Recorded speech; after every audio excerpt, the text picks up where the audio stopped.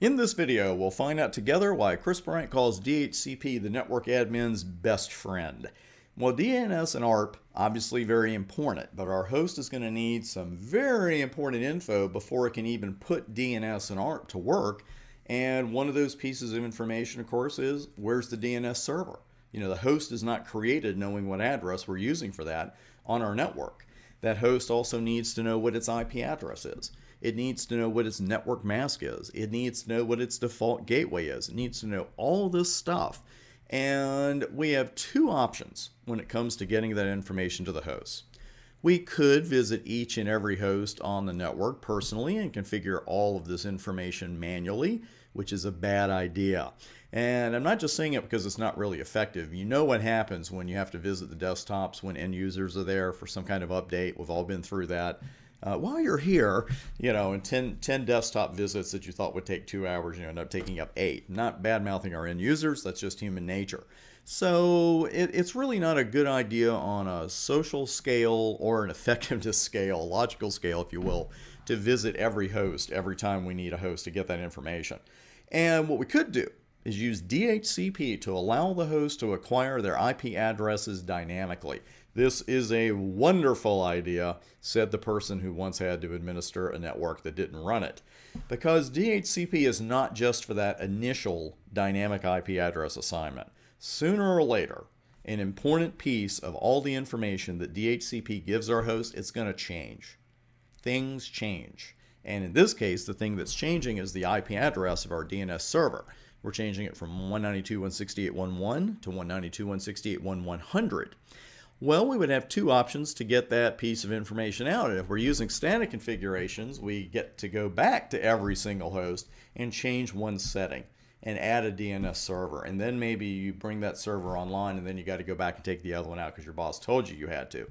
Not that I'm speaking from personal experience, but I still have forgotten his name. Now with DHCP, of course, we get to let the hosts know about this change dynamically.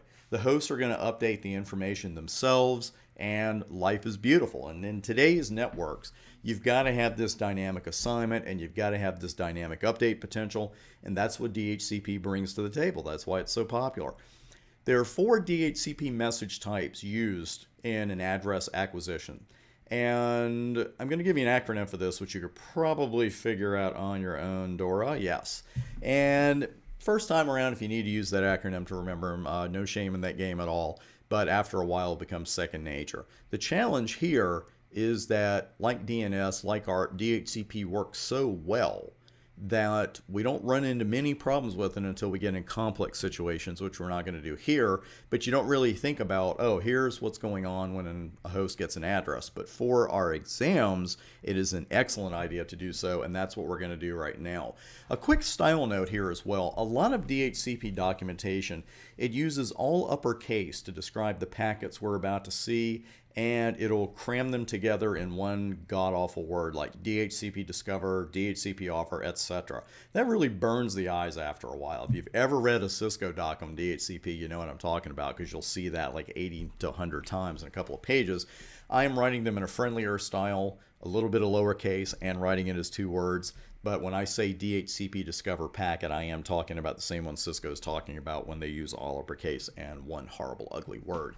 Now, our host is going to get that ball rolling by sending a DHCP discover packet, and this is a layer 3 broadcast. It's yelling to everybody, is anybody out there a DHCP server? We need to have a conversation. That's all the discover is about.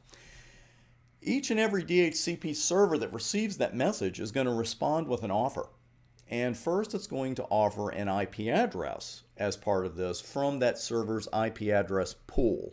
Our DHCP servers are going to have pools of addresses, and then one of those addresses is taken from the pool and put in this offer.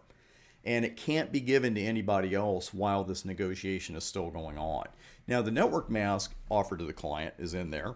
The amount of time the client can keep and use that address, that's the lease, is in there. And the IP address of the DHCP server that's making that offer. All of that information is in that offer. Now, in a lot of networks, this particular host with the discover message is only going to be able to reach one DHCP server. But on other networks, that's not the case. You may have redundancy and you may keep them both online all the time. And you could have a wonderful situation like this because we'll take all the redundancy we can get. And if we have two DHCP servers that can actually answer that initial message, they will both send back DHCP offers. And you can see they're coming from two different servers, and the host now has to choose which offer it's going to accept. And you may think in this world of logic and Cisco networking and etc. that it is an extremely complex operation, an algorithm, if you will, that the host will use to choose which offer it's going to take. You'd be wrong on that because what happens is the highly scientific method involved is that the host will accept the first offer it gets.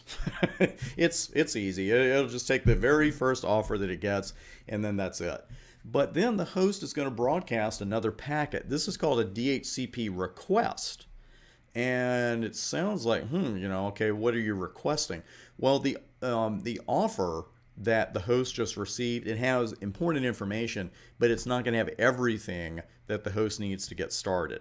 And also by broadcasting this DHCP request, this particular packet type identifies the server whose offer has been accepted. So the server that made the offer is going to see this broadcast packet and say, oh, okay, I need to send you some more information and I'll go ahead and reserve this IP address for you. And the other server is going to say, oh, okay, he picked another DHCP server as the one. I've been rejected, so I will now return that IP address to the pool, and I'm free to give it to someone else. So the DHCP request, that's all it's about, is letting all the servers that made offers know, hey, here's the one I took, and if I didn't take yours, go ahead and throw that address back in the pool. We're moving forward. Finally, we wrap up with a DHCP ACK. And this is the end of the process. This is a little bit more information that the host is going to need, and then it's all over. So DORA with that ACK, and ACK ending the acronym, that is, and that's all there is to it. Now, you can configure a Cisco router to serve as a DHCP server. It's a good backup. It's a good skill to have, and a lot of people don't have it. And you can also have a Cisco router or switch on an SVI acquire its IP address via DHCP. Now you may think that's not something we do terribly often, and you'd be right, because we usually want those addresses to be stable. We don't want to be pulling a random address out of the pool and putting it on a fast Ethernet interface. But that skill comes in handy once in a great while too. What I'm going to do, I want you to see some routing and get used to routing in action before we get to that. So I'm going to save that part of DHCP for later in the course. We'll definitely come back to it. And again, I'll show you exactly how to configure a Cisco router as a DHCP server and have a router get an address from a DHCP server. But coming up next, we are going to get started with a huge static routing lab. You definitely want to get something to write with before we start this because there's a lot more information than past labs have had, and that is coming up next.